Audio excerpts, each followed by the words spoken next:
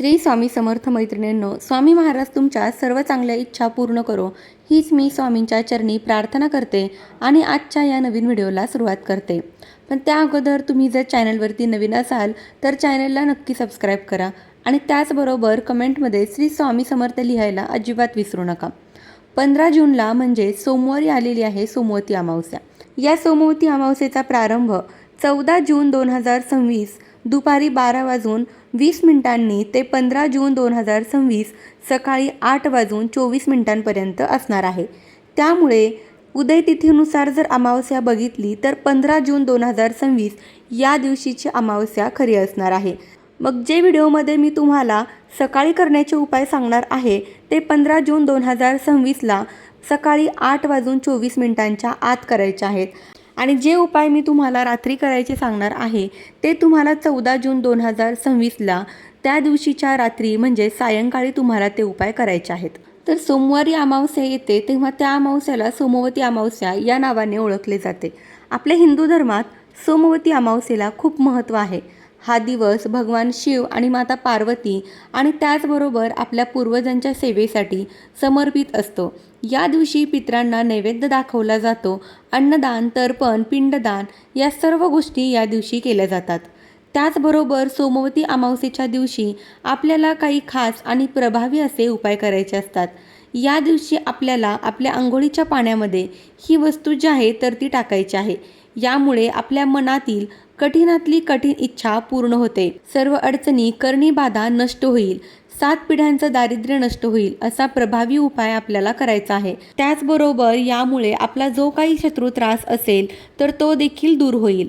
हा उपाय कसा करायचा, कोणत्या वेळेमध्ये करायचा याबद्दलची संपूर्ण माहिती आज या व्हिडिओमध्ये मी तुमच्यासोबत शेअर करणार आहे।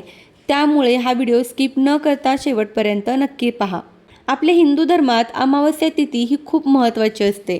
वर्षामध्ये 12 अमावस्या येतात, पण वर्षातील 12 अमावस्या आहेत तर त्यामध्ये फक्त 2 ते 3 वेळेसच आपल्याला सोमवती अमावस्या जी आहे तर ती बघायला मिळत असते।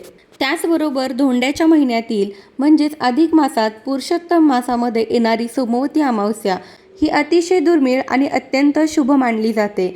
हा एक महासंयोग मानला जातो। या दिवशी केलेली पूजा, दान आणि विधी जे आहेत किंवा जे उपाय आहेत त्याचा दुप्पट पटीने जास्त लाभ मिळतो। सोमवती अमावस्येच्या दिवशी पृथ्वी तलावरती शिवतत्व असतात तर ते रोजच्या तुलनेमध्ये सहस्त्रपटीने कार्यरत असतात आणि या तत्वांचा फायदा हा आपल्याला नक्कीच होत असतो। जर सतत आपल्या घरामध्ये अडचणी अडथळे येत असतील, जर सोमवती अमावस्येच्या दिवशी नक्कीच आपण काही जरी प्रभावी उपाय केले तर भगवान शिवशंकराचा आपल्या कुटुंबावर, मुलांवरती भरभरून कृपा प्राप्ती ही होतच असते। तर असाच हा प्रभावी उपाय आपल्याला करायचा आहे। हा उपाय कसा करायचा, कोणत्या वेळेत करायचा याबद्दलची संपूर्ण माहिती आजच्या व्हिडिओमध्ये मी तुमच्यासोबत शेअर करणार आहे। त्यामुळे व्हिडिओ स्किप न करता शेवटपर्यंत नक्की पहा। आपल्या हिंदू धर्मग्रंथामध्ये आंघोळीला विशेष महत्त्व दिलं जातं। आंघोळ केल्यामुळे आपल्या मनातील ज्या काही वाईट शक्ती, नकारात्मकता आहे तर त्या दूर होत असतात आणि अमावस्या तिथीच्या दिवशी जर आपण पवित्र नद्यांमध्ये स्नान केलं तर आपल्या सर्व पापांपासून मुक्तता मिळत असते आणि पितृदोषापासून सुद्धा आपल्याला मुक्तता मिळत असते। आपल्याला जर शक्य नसेल पवित्र नद्यांमध्ये स्नान करणं तर आपण आपल्याच घरची आंघोळ जी आहे तर त्या आंघोळीच्या पाण्यामध्ये काही वस्तू टाकून जर आंघोळ केली तर नक्कीच आपल्याला त्याचा जो फायदा आहे तर तो बघायला मिळत असतो। तर आता हा उपाय कसा करायचा आहे त्याची आपण माहिती घेणार आहोत।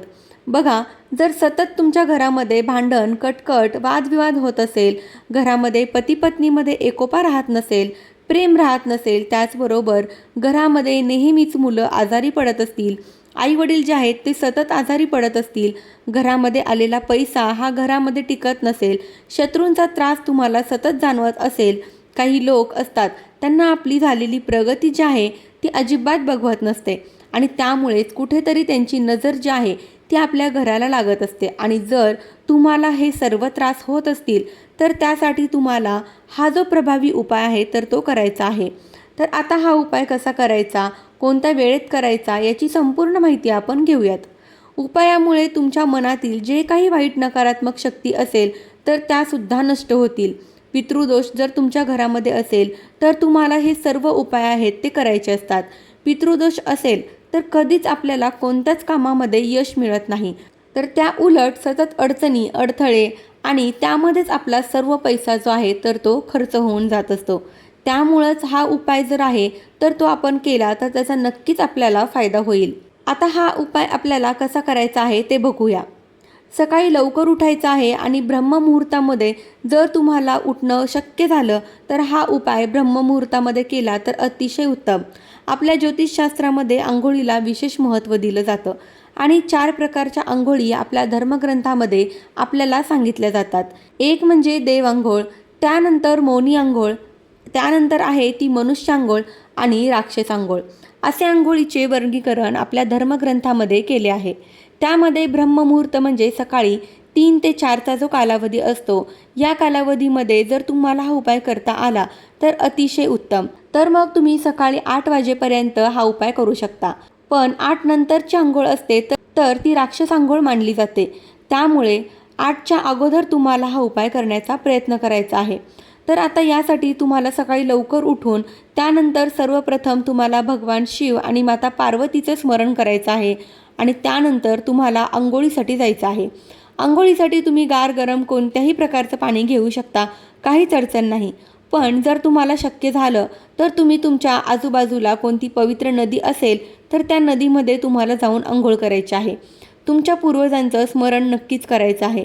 गरुड पुराणामध्ये सांगितलेलं आहे, ज्या वेळेस आपण नदीमध्ये अंघोळ करतो त्यावेळेस आपल्या जीवनातील जो काही पितृदोष असेल, ज्या काही वाईट शक्ती असतील, करणीबाधा असेल तर ते सर्व दूर होण्यासाठी मदत होते.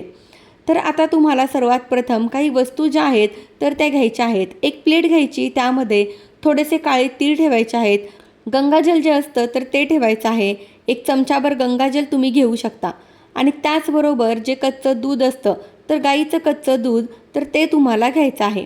या सर्व वस्तू आहेत तर त्या तुम्हाला तुमच्या अंघोळीच्या पाण्यामध्ये टाकायच्या आहेत. काळे तीळ आणि गंगाजल यामुळे आपल्या जीवनातील सर्व वाईट शक्ती आणि पितृदोष, वास्तुदोष, नकारात्मकता जी आहे ती नष्ट होईल. आणि त्याचबरोबर दुधामुळे काय होईल तर आपला जो चंद्र कुठेतरी कमजोर झालेला आहे, कुठेतरी ग्रहदोष जे आहे तर ते आपल्या जीवनामध्ये जर असतील तर ते सर्व ग्रह जे आहेत ते आपल्याला शुभ परिणाम देण्यासाठी मदत करतील. तर असा हा प्रभावी उपाय आपल्याला उद्या सोमवती अमावस्येच्या दिवशी करायचा आहे. हा उपाय तुम्ही सकाळी 8च्या अगोदर करण्याचा प्रयत्न करा. खूप जास्त लेट करू नका. जर तुम्हाला ब्रह्ममुहूर्तामध्ये जमत असेल तर अतिशय उत्तम, पण नाही जमत असेल ब्रह्ममुहूर्तामध्ये शक्य तर मग तुम्ही सकाळी 8पर्यंत हा उपाय नक्कीच करू शकता. त्याचबरोबर अंघोळ झाल्यानंतर आपली रोजची जी काही देवपूजा असेल तर ती करून घ्यायची आहे. भगवान शिव आणि माता पार्वतीच्या मंदिरामध्ये जाऊन दुधाने आणि पाण्याने तुम्हाला अभिषेक करायचा आहे. पिंपळाच्या झाडाची पूजा करायची आहे. तिथे सुद्धा जो दिवा असतो तर तो सुद्धा अर्पण करायचा आहे. असा हा प्रभावी उपाय नक्की करण्याचा प्रयत्न करा. तुम्हाला याचे जे फायदे आहेत ते खूप लवकर बघायला मिळतील. फक्त उपाय करत असताना ते भक्तीने, श्रद्धेने आणि विश्वासाने करण्याची देखील खूप गरज असते. तर हा उपाय नक्की करून बघा, तुम्हाला त्याचा नक्की फायदा होईल. तर ही अतिशय महत्त्वाची माहिती मला तुमच्यापर्यंत पोहोचवायची होती. माहिती आवडली असेल तर व्हिडिओला लाईक करा आणि आपल्या चॅनलवरती जर नवीन असाल तर चॅनलला सबस्क्राईब नक्की करा. धन्यवाद. श्री स्वामी समर्थ.